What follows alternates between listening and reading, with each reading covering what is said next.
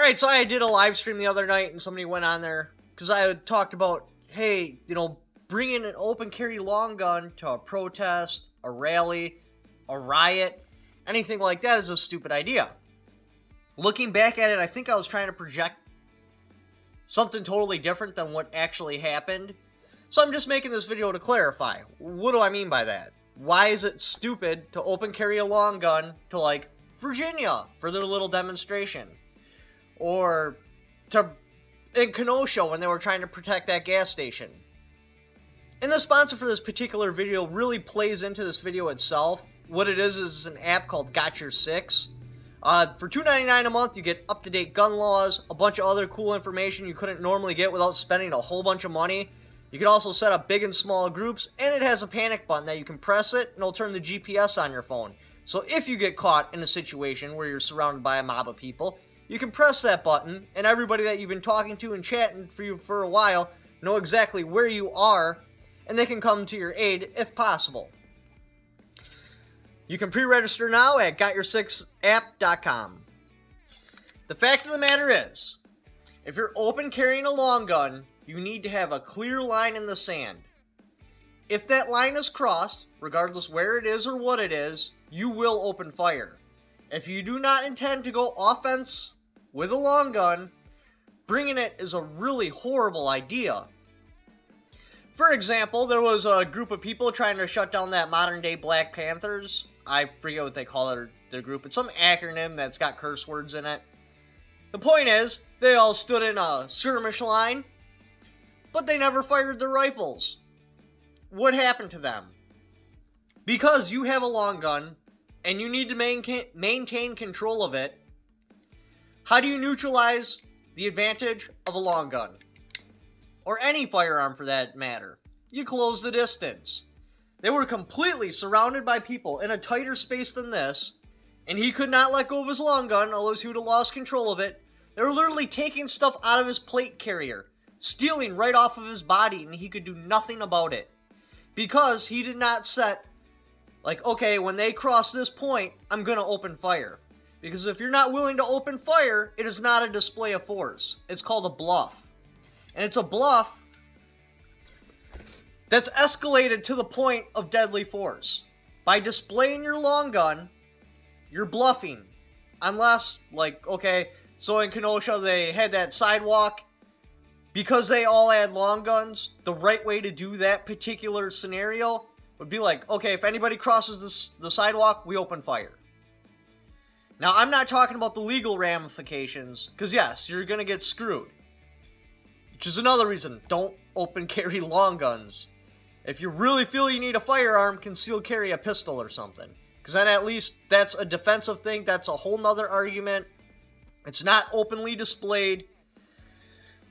But once they close the distance, if you allow them to close the distance, not only is this a bad idea, it's a hindrance. It's no different than if you were to go out to those riots or protesters or whatever with handcuffs on, because you cannot do anything with your hands. Yeah, there's a single point sling, but it takes, 2 seconds to walk up and unclip that thing? Don't do it. Don't open carry a long gun to any of those situations. It's a bad idea. You're setting yourself up for major failure. Now, this became overly clear in the Virginia thing because how many people gathered? All open carrying firearms, and what got accomplished? Not a damn thing.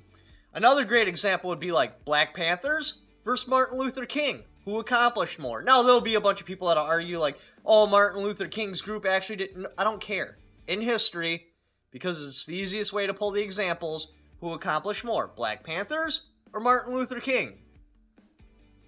So, for example, instead of all of us showing up and just posturing, bluffing with long guns, because we're not going to use them, the only people that should be taking long guns to those things are people that are legitimately going to use it. They know, I cannot let anybody close within 30 yards. If somebody closes within 30 yards, I have no choice but to open fire. That is a display of force because you have to be able to back that up. Otherwise, that's just a bluff. And a bluff on deadly force is a terrible bluff to make. If you display your firearm, you better be ready to use it. So instead of doing like a Virginia thing, I gotta back up one more time. Sorry. We'll get to the Virginia thing in a second.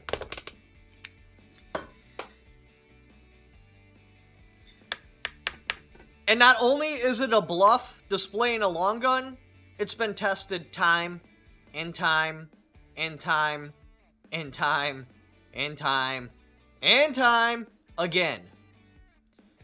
Every time there's a group of people, somebody eventually closes the distance.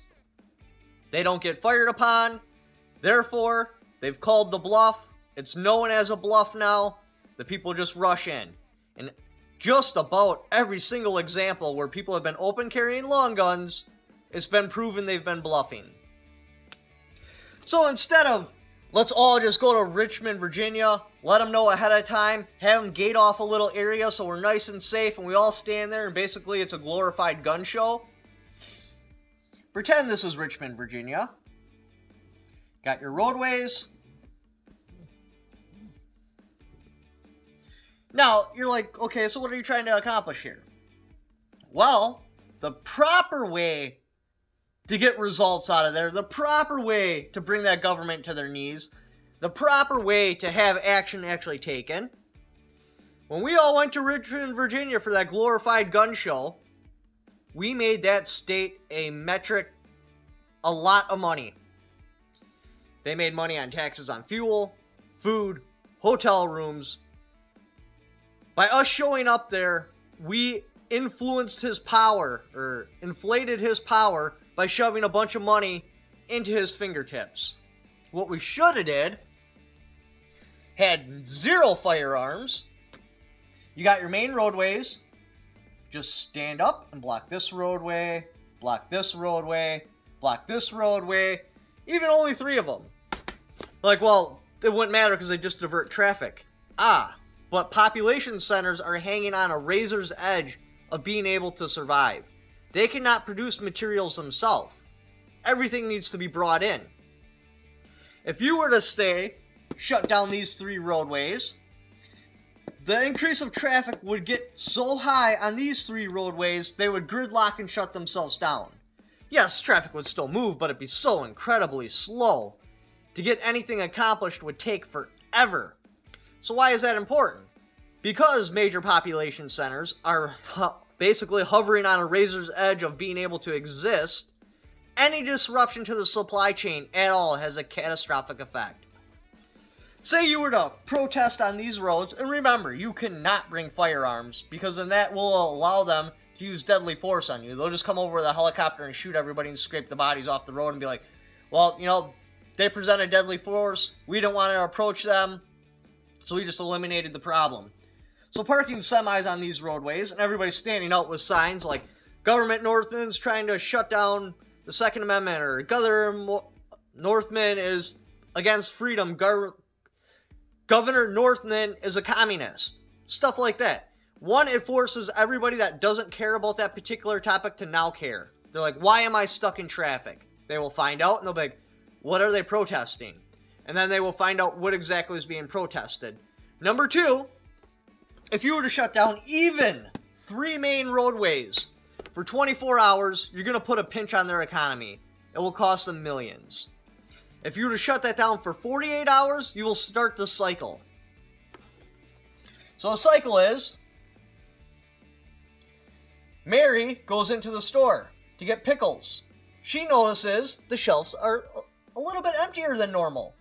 So she buys a little bit extra, because why are the shelves normal? I couldn't get my pickles and dill, so let me buy these other 5 cans of pickles to try and see if there's another kind of pickles I like. Joe comes into the store. There's 0 pickles. So what he does is he gets a little bit nervous. So he buys his normal groceries plus a little bit extra. Billy comes into the store. It's looking really empty. And at that point, that would be the breaking point. That would start a panic buy. Now, every other customer that comes in past that point will buy way more than they need. The shelves run empty. Because things are not being brought in as quickly as they need to be to prevent the shelves from looking empty, it will start a panic buy, it will start a chain reaction, just shutting down the interstates for somewhere around 48 hours, it would take months to recover. People would want answers. You would be able to force them to the negotiating table, because we could do this again. Why don't we do it next week? And instead of 48 hours, you'd have to stop at like 7 days, because any more than 7 days and you would literally starve the city out and things would get, I mean, you could push it to that point, you could. But that would be extreme measures, because then you'd have blood on your hands, because people would die.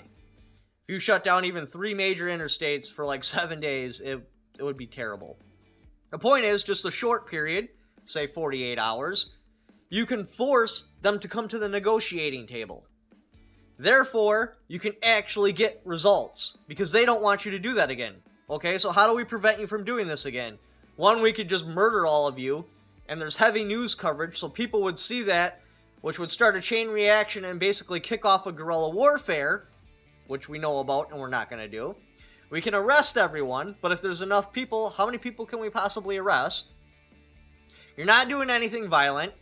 You don't have any firearms there. You're just simply speaking your mind. And because the BLM has already crossed this bridge and already paved the path for us, we would be able to get away with it. 48 hours. Just 3 major roadways coming into a city would be catastrophic. It would take them a very, very, very long time to recover. Probably on the order of months. No less than a week. On the order of months. It would collapse their economy, etc., etc. And you could extend that out for longer and longer periods depending on exactly what type of Marxist, communist laws they're trying to push down on you and how you want to pull them to the table. If you had it shut down for 7 hours, not only would the patrons of that particular city demand that he talks to you, they might even handle the problem themselves. It's a self-correcting problem. But anyway, so that's what I was trying to explain, that I was failing so miserably to explain why open carrying long guns, unless you are fully prepared, I mean, seriously, not just, you know, I'm a boog boy or whatever or something like that, but you are fully prepared. You have already set up your line in the sand. When you show up on scene, you're like, at this point, should they cross past this point, not only will I have to open fire. Otherwise, carrying a long gun without the intent to go offensive with it, you might as well put on a pair of handcuffs. You're better off carrying a whole bunch of pepper spray, some sort of melee weapon. Yes, a baseball bat would be considered a deadly weapon, and you'd probably be charged with it, but you have the ability to adjust how deadly it actually is. Plus, it works in really close quarters where a long gun does not.